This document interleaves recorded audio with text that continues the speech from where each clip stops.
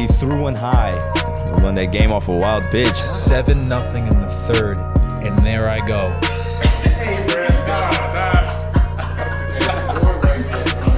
Okay, yeah. What trap song get you in your mood? So he does his little trap to me, and I was like, oh boy. Coming out of high school, man, a lot of dudes don't understand like how tough it really is.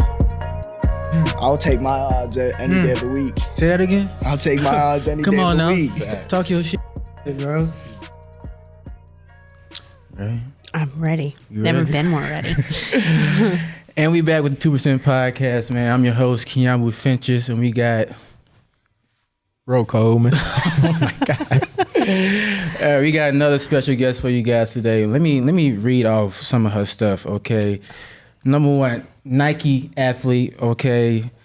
Influencer, boxer, musician, okay? Got that.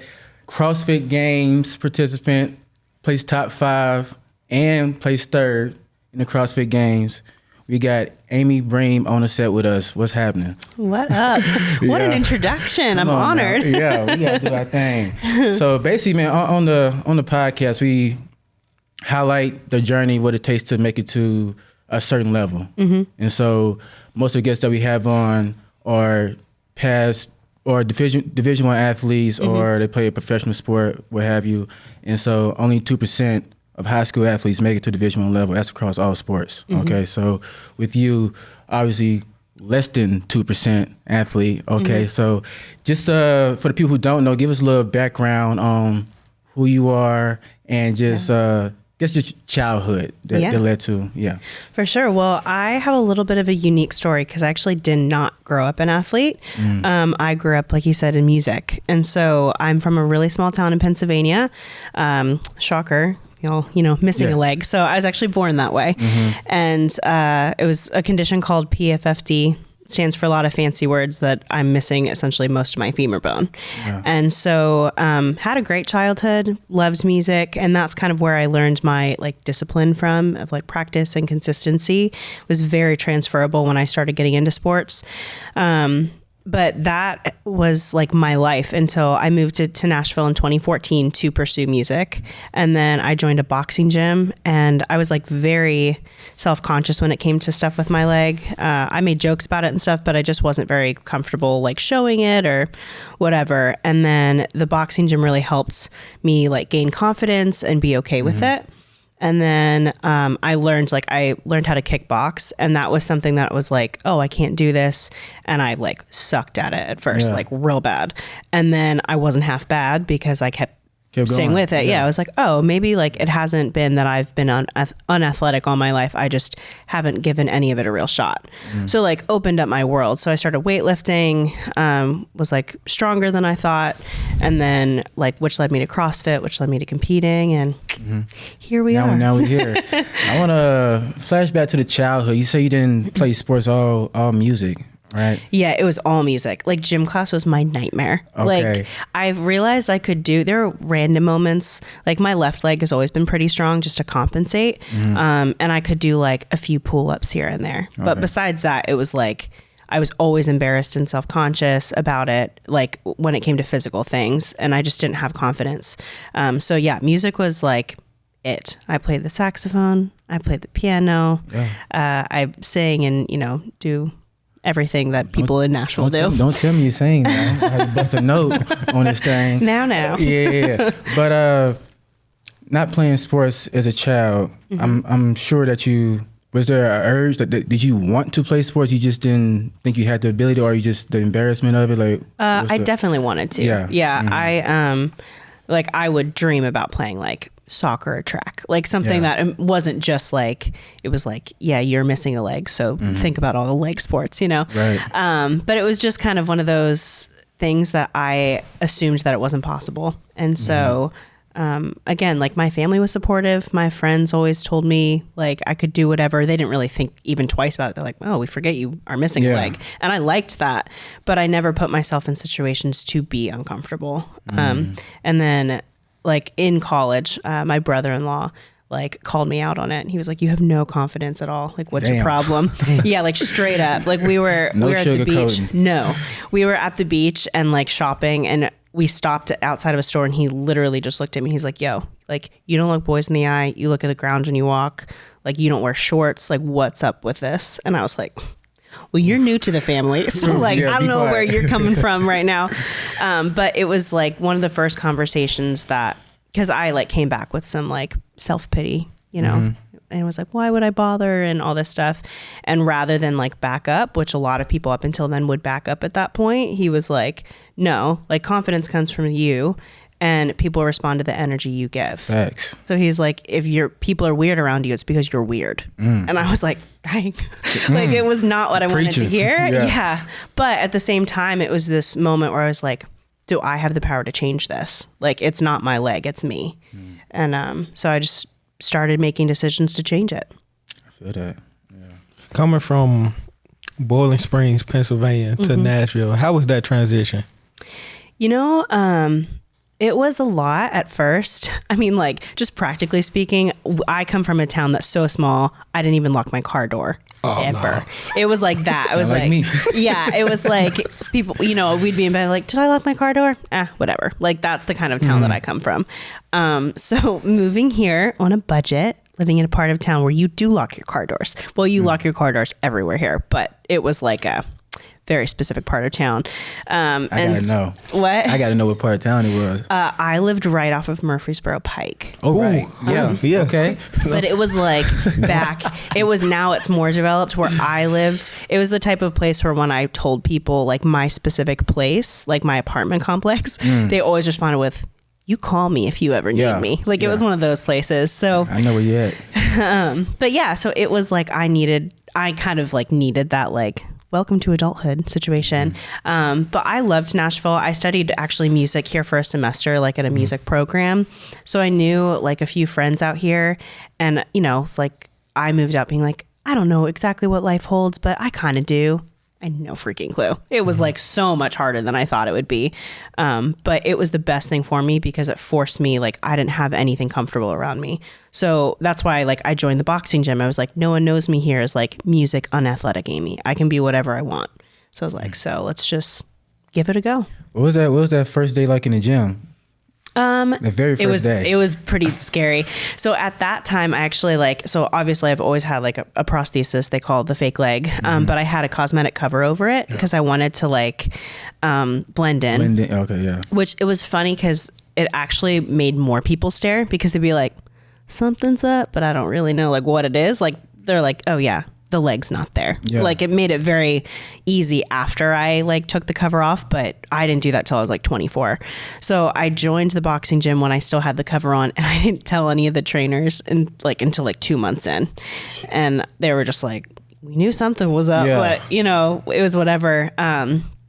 And then around the same time, like I decided to get a new prosthesis made and like figure out a better way of attaching it and all this stuff to be more active. And I remember like calling my best friend in the bathroom, like before walking out and like having a panic attack. I was like, I'm about to let these people see all of this. See me. Yeah. And it was like, she was like, listen, you're doing this for a reason. Like you'll be fine. And it wasn't easy, but it was fine. And in the long run, it made it like way better because it was just, again, like now I prefer showing because it's like, you got questions, just ask. It's right there, you know?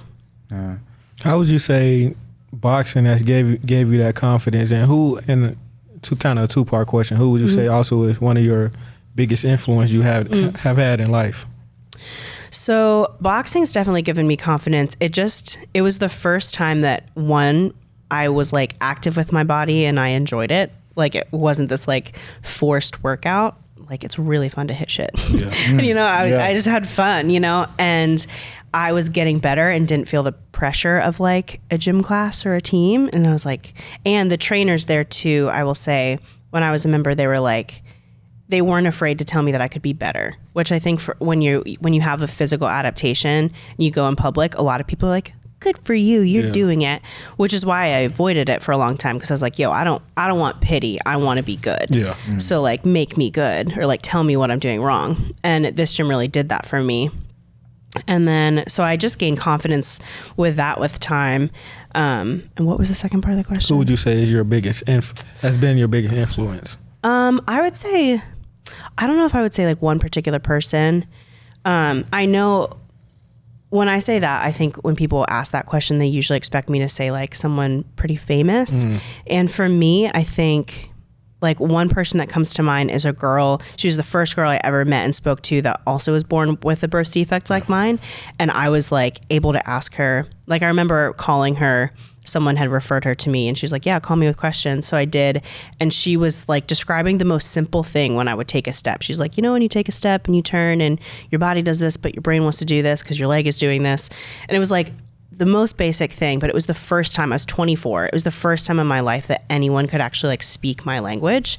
And I was like, holy shit, like someone gets it. Like I'm not alone. And it was the first person too that I was like, hey, do you mind if I talk to you about like, what's like dating been like for you? What's like XYZ? And just, it was a moment where I was like, I want to be this for other girls. Like because it literally changed a lot of how I viewed myself and my leg. But I think in general, like I'm most inspired by people who can live everyday life and do it well. Yeah. Because like integrity is not, it's very hard to find. I think the older I get, I like find that more and more. And if you can do ordinary shit well, then you'll be able to handle great things well. And that's a bar. that's That's a bar. So that's, yeah, Okay. that truly is what like impresses me the most. So we at the boxing gym. We're transitioning into a little bit of CrossFit. What made you start posting this and stuff just starts to gain traction and more? Yeah, it's funny. It all was like a cycle that led to itself because I started posting on my own in like 2017. It was actually right after I decided to specifically make music not like a job anymore. And that was really hard for me because up until that point, it was like who I identified as. Like ask anyone from home, they're like, Amy, music. Like that was just who I was. And I was like, hey, like all of the joy is out of this now that it's become a forced thing. Or that's what it became to me. And so I was like, I want to keep my love for music. So I'm going to do it as a hobby and do other things. And so I had some friends be like, have you ever considered like sharing about your leg? And I was like, nah. I was like, who's gonna listen to that, you know? And so I started posting and like started to make this Instagram, and it was like this accountability because I was telling people try new things. So I was like, well, I better go try new things. So at that point I had joined the boxing gym, but everything else was new. So I like tried skiing, rock climbing, wake surfing, like a bunch of stuff. And then eventually like that brought me to CrossFit. And I actually didn't start CrossFit till 2021. And so I'm like really new to that sport. And someone reached out on Instagram and told me about it. And I was like, y'all are crazy. Like I've seen CrossFit. I was like, I can weightlift, but like I can't snatch. Like I can't clean, like, or I couldn't clean well, that's for sure. But any of like the skills of CrossFit I had never done. And I was talking to a friend and I remember saying, I just don't want to look stupid. And she was like, your entire platform is like, try it anyway. Yeah. And I was like, dang it. So that's what made me start accountability to like what I had been preaching to everyone else. And it just naturally went from there. And turned out I was better at it than I thought I would be. So you did your first year, what you said was 2021, and you did the first CrossFit Games in I was 8 months into CrossFit so when I that went to the same year. games. Yeah, it was like very unexpected. I like tried it and I was like, let's see how this goes. And okay. Yeah. So what was your training routine or regimen like leading up to the CrossFit Games? So the first year was very different than what it is now, I would say, because it was kind of that like everything was so new. It was so much fun. I was like working out a lot, obviously, but it was focused training, but not as nearly as focused now. And it was the first year of adaptive too. So there's a little bit more open space for that than some of the other divisions, I'll be honest. But so I was working out a few hours here and there. And then when I found out, like, I didn't even know I was going to go to the games. It was that they weren't sure if they were going to have adaptive divisions. And 6 weeks before, I was at the beach, like drinking a margarita. And 6 weeks before, I got an email saying you're going to the CrossFit Games. Hello. So yeah, so who became my coach that year, I like called him. I was like, yo, this needs to be a thing. And so he drew up, like, we had been working out and he had been programming for me, but then it became like training program. And then ever since then, it's just gotten more and more like intense. Like I've obviously like gotten a lot better with time and everything, but understand the training regime. And it's not just like I mean, it's a lifestyle. Truly. It is. Yeah. I'm sure you got your nutrition has to be on point. Okay. Yeah.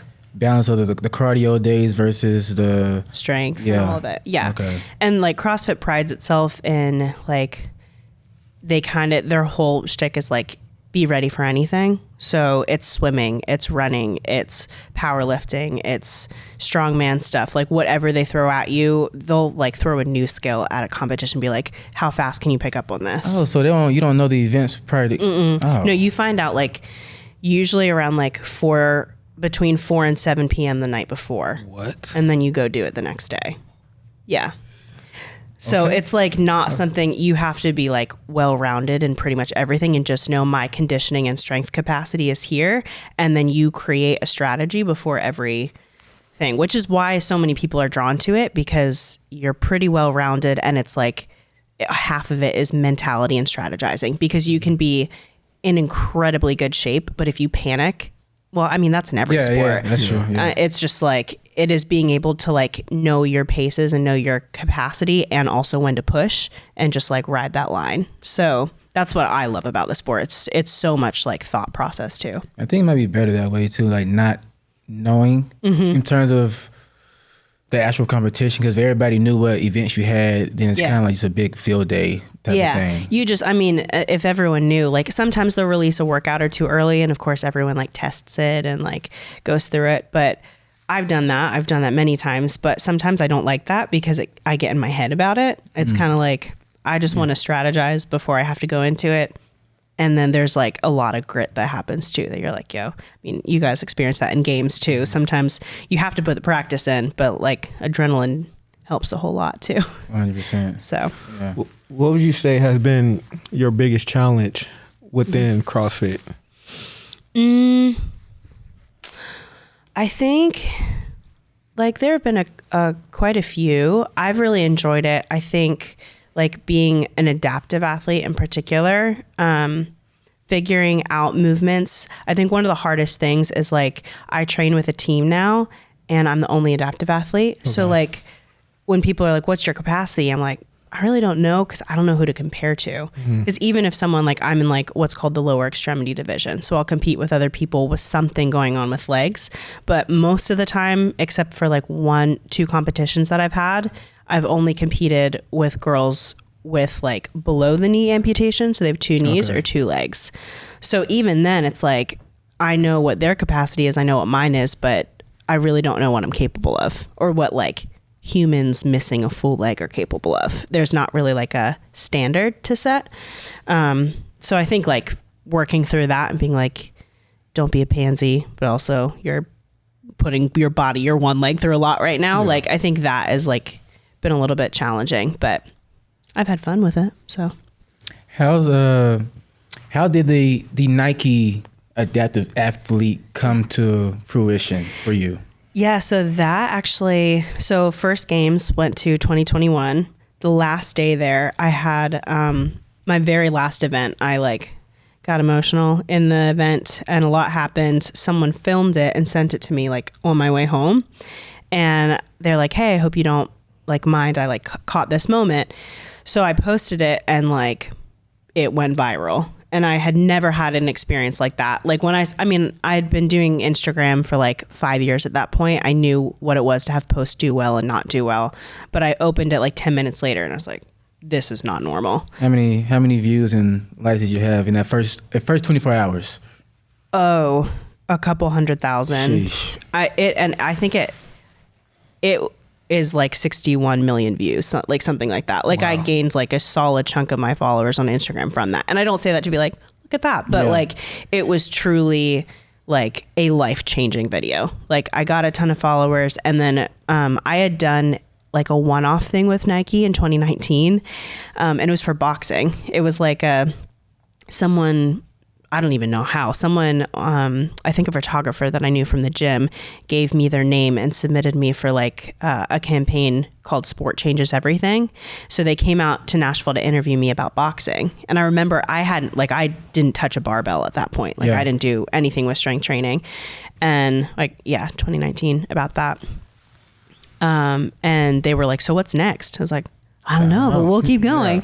And I guess like someone on their team had just like my Nike rep had like knew my name from that. And when she saw the video, she reached out and was like, hey, we're looking. Do you want to maybe sign with us? And I was like, well, Maybe.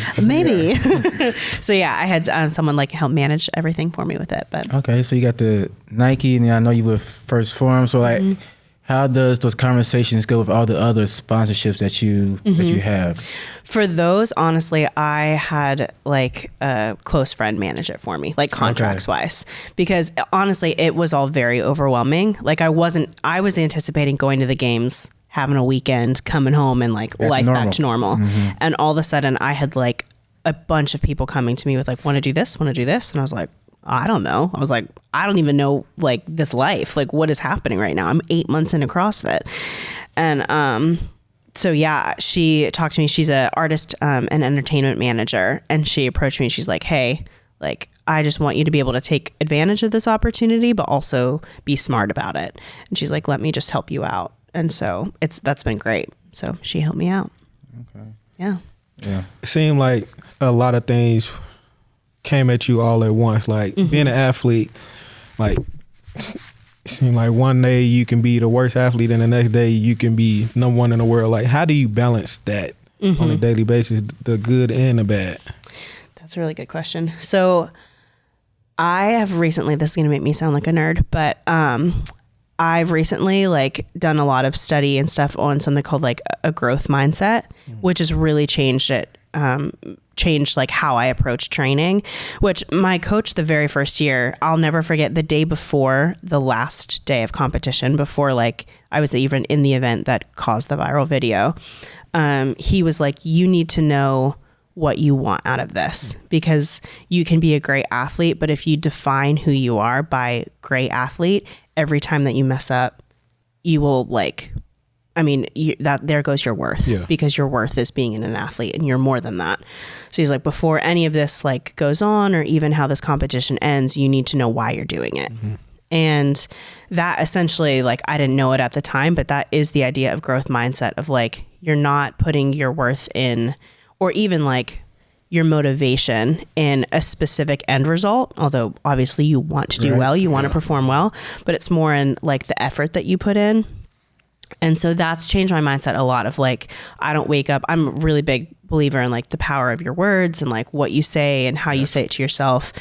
And like I've done a lot of work on that, and I've seen really significant changes in my life because of it.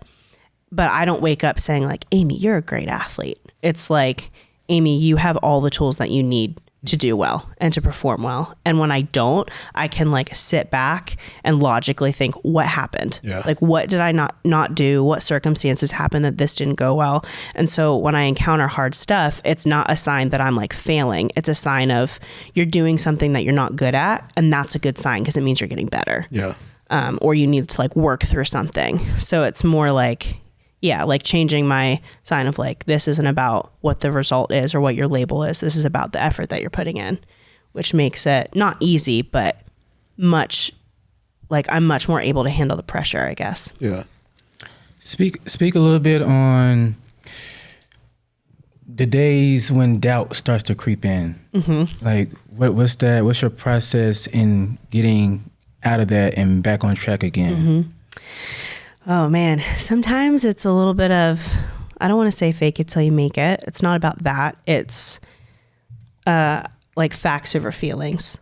And that is a big thing that I've had to like grasp onto, of there's always going to be doubts. That's one thing I think that I've learned in the last few years. Like I've had the opportunity to meet some people in like, you know, greater spaces, and a lot of people like look up to them, and I talk to them and I'm like, oh, you experience the same doubts and insecurities as everyone. There's like, and I don't mean this in an arrogant way, I don't get intimidated usually when I meet people anymore, because it's like, I don't care who you are. You wake up and you feel the same stuff that I do.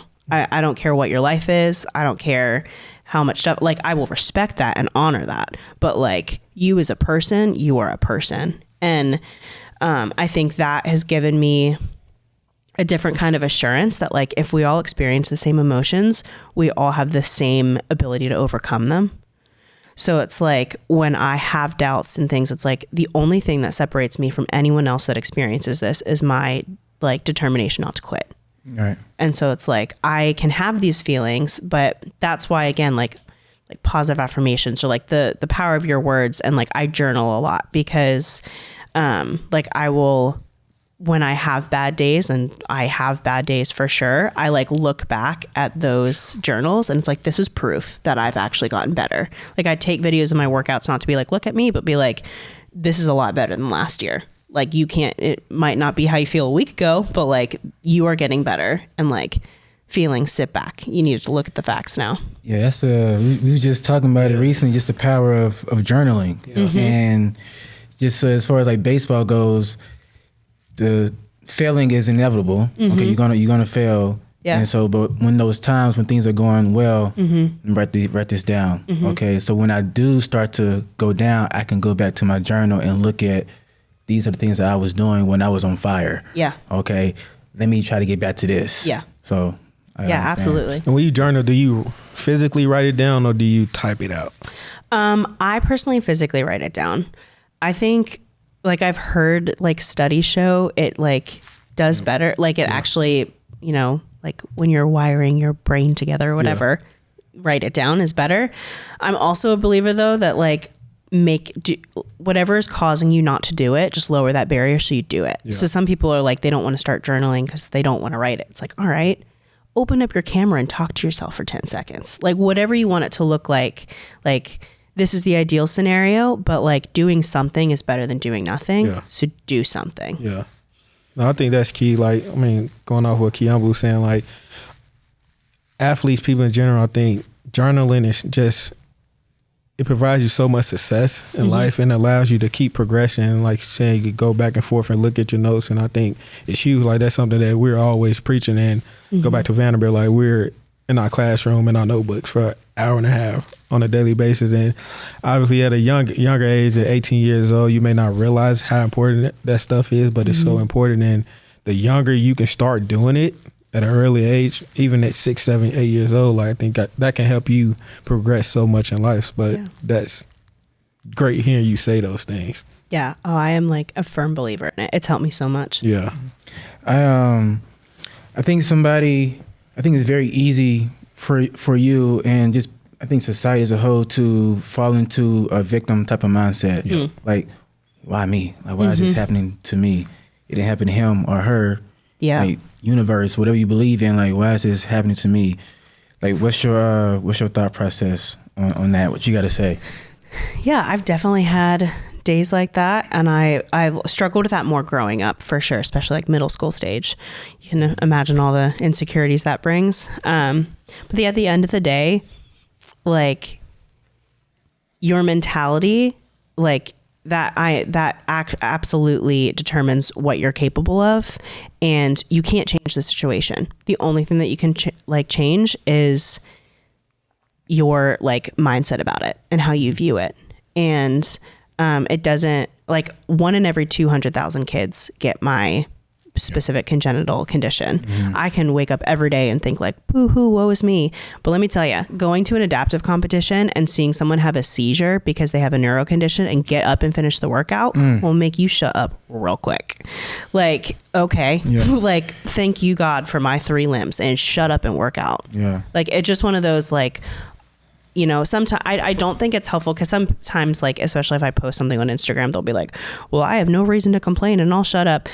Like, I get that, but also to like shove down how you feel isn't always helpful. Cause I'm like, yo, if you're having a bad day, you're having a bad day. You're allowed to have a bad day.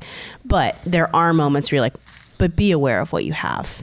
And that goes for me too. It's like, you're not a victim. Like, shit happens to people all day, every day. And I wouldn't be the person that I am now if it wasn't for my leg. Like, I have a very unique, life experience, but also opportunity to like empathize with people that I wouldn't be able to empathize with without it.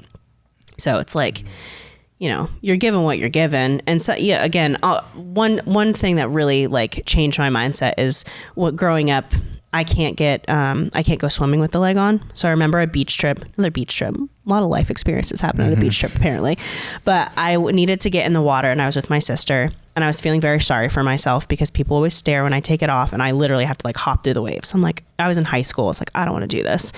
And my sister, I was like, I need like dad here, like something like to help me like feel better about like taking it off in front of these people. And my sister looked at me and she was like, Amy, like the fact that people will stare, you can't change, but why would you ever give a stranger that power over your life? Like, it's not ruining their day, you not getting in the water, it's ruining yours. And why would you ever give a stranger that power? Like, just take it off. Mm-hmm. And it was like, again, in the moment, I didn't want to hear it. I wanted to be pitied, but it's like, yeah, like me having that mindset isn't helping me. It's only hurting me. It's not hurting anyone else. So like, you might as well change it. 100%. Do you feel the weight of now being a quote unquote influencer? Like, do you feel that pressure of like carrying the torch for others and continue to spread this message? Like, does that get tiring or? Sometimes. Okay. Sometimes, but honestly, not as much as I think people might think, because I think I've worked really, really hard about being honest. So like, I don't think I'm not perfect by any means, but when I post stuff, I try to be pretty genuine about like, there's not like, I'm not some like superhuman special, like I experience all the same emotions. So when I'm having like a bad time, I'm like okay sharing that because I think that's most helpful. And if I know that if I ever have to make any like shifts or changes or whatever, I can't serve people well if I'm not in a good place. Yeah. So I think like that's whatever pressure I would feel if I ever start to feel like I'm performing for others or what they think of me, then what's best for me. Like, I have some pretty like close people in my life who keep me accountable and will call me out on that if I start to do that. And I've had like friends be like, yo, like put me in their place of like, you need to check this, or like, this isn't you, or like, you're not in a good spot. You need to shift something. And like, that's been really, really important for me. So by the time I'm like sharing stuff on social media, I'm not processing on social media. I'm like, Gotcha. I process with my people. I'm cool with putting this out there, and however y'all want to take it, you take it, because I'm good. 100%. You have a great sense of humor when it comes to your condition. Like, we're all faced with challenges. Like, I'm short. Kiambu has a face only a mother can love. But like, where does that come from? My family, Yeah. My dad and my brother, like we have always dealt with stuff with humor. I can't believe I'm going to say another beach trip, but like, I swear this always happens, right? My brother, like I had to take my leg off. I was self-conscious and I handed the leg to my brother and I was like, Matthew, can you like take this back to the beach or to the towel, whatever, trying to be quiet. And my mom was like there making sure I was good. And he raised the leg above his head and yelled, damn sharks, and made the whole beach stop and look. And like that moment, like I was so self-conscious and it just broke the ice. I was like, all right, like get over yourself, you're fine. Yeah. And like that is definitely where I get it from. No, that's great. I see you make a lot of jokes on your Instagram page. You do some short reels and whatnot. I try. Yeah. Okay. I think I'm funny. Yeah, I'm gonna speak on it. We had a guy on the team. He was a manager, and he had 2 prosthetics. Oh yeah. Okay, and I don't know his specific condition that he had, but no one got a pass on the team. No one gets a pass. Yeah. Like, so from manager, coaches, staff, whatever, like no one gets a pass. And I remember freshman year coming in and people tell me stories of how they take his legs and put it on the top of the locker and he can't get his legs. And I was like, did I actually do that to that man? And listen, you got to use what you got. Like, you don't meet people with one leg every day. So like, if you can make the joke, as long as they're cool with it, make the joke. Yeah. I got you. Who has been like some of the people you've been able to meet, along your journey, this fitness journey, your influencing journey? Yeah. I'm sure you've traveled coast to coast. Like, who are some people that you might know? So for me, a lot of the people have been within like the CrossFit space. So I don't know if that would be I like train with some, like Tia Toomey is one of the women that like she holds the record for the most. Yeah. I know that name. Yeah. So like she's on my team. like Matt Frazier, who holds the record for men. Yeah. I did a Nike thing in Spain with him last year.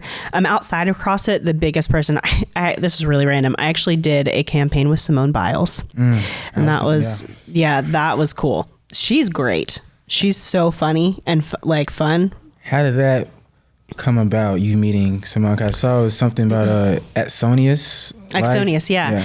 So it's funny, they're a cybersecurity company. And so you're like, what? Huh? Yeah, and I've always been like very particular about partnerships that I do, because I'm like, I don't want to be one of those influencers that I'm like, look at this cream, go buy this cream. And it has like nothing to do with what I would do. I was like, no, if it's not genuine to me, I'm not going to do it. So they reached out a couple times and I literally ignored them. We like laughed about it later. And then eventually I sent it to my manager. I was like, hey, this company like won't leave me alone. It's cybersecurity, so I don't know how this would make sense, but you can talk to them. And it ended up actually being one of like the most genuine, like one of my favorite partnerships, because their campaign, they were trying to like share story, kind of like we were talking about like baseball earlier, just like share stories and relate it to it. And their campaign was called Controlling Complexity. So they picked me, and I don't even know how it was like me and Simone, like just, they picked two people for the campaign, and they're like, hey, you're doing it with Simone Biles. I was like, okay. Yeah. And they were like, do you want to go for a day and like shoot with her and do an interview with her? I was like, I wouldn't mind it, you know? And it ended up being so much fun. And the whole campaign was based around like, when the big picture feels too big, you can control the small things that like lead to the big picture. So it was like very genuine to obviously what she's done with gymnastics and her career, and me with like controlling with working out in CrossFit.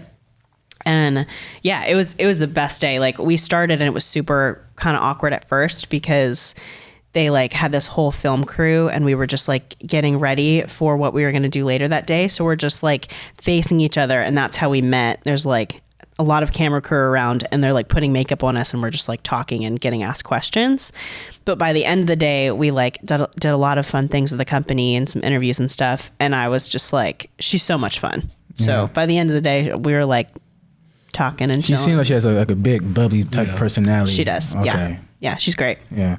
I see a tattoo on your right forearm. What's the...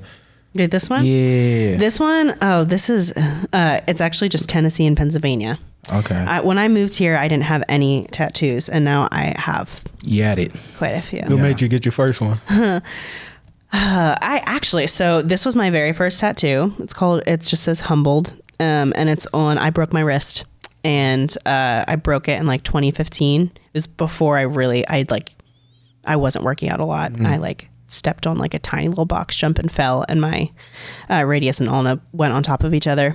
And so I got surgery. I just moved to Nashville. It was my first year, and I realized how much I took for granted. I was like, you complain about your leg, but you've never said thank you for having two fully functioning wrists and arms.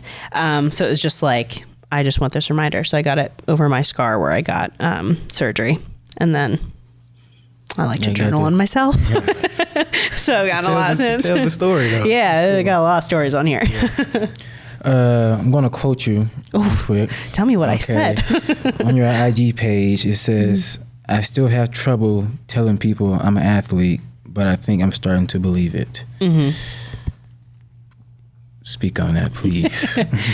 That was 2022. That was 2022. Yeah, I think I was actually the day that I went to First Form in 2022. Yeah. And I spent the weekend with them and with some of those guys. And I don't know if you're familiar with their company, but like those people are some of the realists. Like they're great. Like they live out what they say and what they believe. And I was talking to some of the guys there, and they're like, they kept calling me an athlete. And I was like, yeah, but like adaptive. Like I just kept making all of these qualifiers, and they were like, you shut up. Like you're an athlete. And I was like, well, I grew up literally saying the words, I am one of the most unathletic people you will ever meet. I'd say that all the time to people. Like I'd crack jokes about it, because they'd be like, hey, you want to go play this game or this sport? And be like, I'm one of the most unathletic people you'll ever meet. And so it was such a mindset switch to be like, no, I'm like a sponsored athlete, and to not feel like severe imposter syndrome with that. It was like very difficult. And so they were like, you need to work on that, girl, because you're an athlete. Like, you need to start believing it. And then eventually, like, I like worked with their company, became sponsored by them, and that was one of the things I really had to like not feel bad about for saying and for actually like believing. Now I do, but it took some time. Hell yeah. Yeah. Okay. You're an inspiration for all, but specifically women and little girls. Like, how does that feel for you? That, in the least cliche way possible, that's like the most rewarding part. Yeah. I've said this quite a bit, but when I was coming back from my first games, right after I posted that video, like literally like 10 minutes into it, opened, I was like, shit's popping off. Like, I don't know what's going on. And in that car ride, I was talking with my coach and I was like, I don't know what is going to happen, but my biggest like concern or fear, you could say, is that I will become unrelatable to little girls. Like, I want a little girl, a middle school girl lacking confidence or whatever, to look at my page and think I can do that too. Or like, I don't want them to look at it and be like, oh, that's cool, but like, I can't relate. Like, that's too far out. So that's why in everything that I say and do, I try really hard to be like, there is no difference between you and me. Yeah, I'm at a different level now than I was a year ago, 5 years ago, 10 years ago. But it's because I've just not quit. Yeah. And I've like put in the work and the little habits and steps and decisions. And anyone can do that. I don't think people believe that, but it's really true. Yeah. Like, yeah, you have natural affinities and like I picked up on things quick, and that's true, but I just didn't quit. And I got really stubborn about it. So that's like, I want that to be little girls don't want to have, like, they don't have to want to work out or do CrossFit, but just believing like you are fine and beautiful just the way you are. Doesn't matter what people think. Go do your thing. Definitely. So, one of the last guests that we had on, the question was basically, what's your favorite restaurant in the city that you live in? Okay, so for you, let's go favorite restaurant, or you can go top 2 in Nashville, and then whatever your favorite city was that you visit in the past year, you can say the place that you ate there. Oof. Yeah. Okay. Here, this question is rough because it depends on what I'm in the mood for. Okay, let's say you can never go wrong with this place. What's that place for you? Ooh, okay. See, that opens it up quite a bit. Okay. I'll say like I love tacos. I love tacos. So like if you're feeling like a fancier whatever, Butchertown Hall, y'all ever been there? Yeah. Yeah. In Germantown, that's great. If you just want I want margs and really good queso, Roast Pepper for me. Roast Pepper Cantina? Yeah, just like real chill, just like very chill. They put a lot of tequila in their margaritas. Okay. A lot of tequila. But honestly, yeah, I wouldn't say that's like my favorite restaurant, but like if that's what I want, I just want to chill with friends, whatever. But yeah, I like tacos a lot. Have you been a Velvet Taco before? Velvet Taco? Yes, they have really good tacos. Yeah. Not a fan? It's cool. It's cool. I think it's just probably overrated. A little bit. I think I hate that they don't give you two darn tacos. I'm not a fan of that. So you want the plate. You want the rice and beans with the tacos. No, I just want 4 or 5 tacos for one order. Okay. Yeah. That makes sense. Don't give me 2 tacos. Well, that's like, I feel like Nashville in general, everything's so expensive now. You're just like, okay. Yeah, like, it is. It's, yeah. But, okay, so in another city, oof. Honestly, I don't even know if I remember the places because I've gone to, they're really pretty quick in and out places. But when I've gone to LA, I've had some really, really good sushi. Okay. There was like one sushi place I went to for like a Nike thing that I did, and that was really good. I can't tell you the name though, so it's absolutely no help to anyone. Sorry. Sushi's good. Shoot. Last thing I'll touch on. I read on your website, you talking about just dating and whatnot. So what's I just hear a lot these days. Just dating is crazy in general. Yeah. And like, but what's Nashville like? The dating scene in Nashville. Yeah. Okay, never mind. There we go. No, that was hard. No, I'm actually working on my mindset about this. Yeah. Dating in Nashville, I think it's a really, really, like, let's call it what it is. Nashville's a very attractive city. So like there's just pretty people everywhere. Like, and I don't say that in like a annoying. I think it can be good, but also it's really easy to like be shallow about it and just be like, especially, you know, like dating apps and like, you know, oh, you don't like that one thing about that person? Like, forget him. There's someone else, which is it can get pretty aggravating after a while. Like, okay, like, and I'm just someone that, I don't know. Dating's an interesting one for me because I've never been like super, super chill about it. Like, I guess. Super chill in what way? Like, I don't want to, like, oh my God. We're going the hot seat now. I think, like, now more than ever, I think there's there's no reason to, like, commit in a lot of ways. And I'm definitely not someone that sits down a date is like, tell me where you want to be in 10 years. Like, I can be chill, but also I don't want to be, like... Time wasted. I don't want you to waste my time. If you want to date 5 other chicks at the same time, cool. I'm not your girl. And so it's just like one of those of like, that's not the most popular thing to say anymore. But I'm like, yo, if you don't know what you want, that's fine. But I'm not your girl because I know what I want. I got you. Being in Nashville, are you a big country music fan? Yes and no. I'm not like a country music's my jam. Like I like music. I love music. Like indie rock is kind of what I like go to when I'm like choosing my own music, but I like more like some of the smaller country artists. Gotcha. What about y'all? Do you like country music? I hate country music. Really? never got with it. Like once I got down here in 2013, they was like, "You gonna fall in love with country music?" And I'm like, no, I can't do it. I'm a little different. You like? I like some of the songs, and I think growing up playing baseball in Nashville and just on the travel circuit, every stadium that you go to or feel is just country music being blasted, so you kind of gets in your head a little bit. And then also I went to private school from 7th grade to 12th grade, and so a little bit of that going on as well. And so I kind of, I ain't gonna say I outright just like country music, but it just, if it's around you all the time, you start, dang, that sound kind of good a little bit, and then my foot start tapping a little bit. And just being in Nashville my whole life, like, you gonna hear it. But for sure. Yeah. I do like, I love Nashville that there's so many like places to like see people play live. Yeah. So I have friends that play country but again, the country artists that I tend to gravitate to are not like what you hear on the radio. They're not like the radio hits. That's like, if it's on, it's whatever, but it's not what I'm going to choose, like press play on. Give us your 3 to 5 songs or whatever songs that you have to listen to before you compete in your CrossFit games. What gets you in that zone? In that zone. Okay. So these are going to sound, I will be shocked if y'all have heard of any of these, honestly. But there is a band called Colony House. They're my favorite band. They have a song called Cannot Do This Alone and Moving Forward. I actually have their lyrics tattooed on my thigh. There's a song called Monster by Jacob Banks. That like pumps me up. I like that song. Yeah, if I'm like gonna get in the zone, be like, let's go some shit up, like I'm gonna put that on. One more.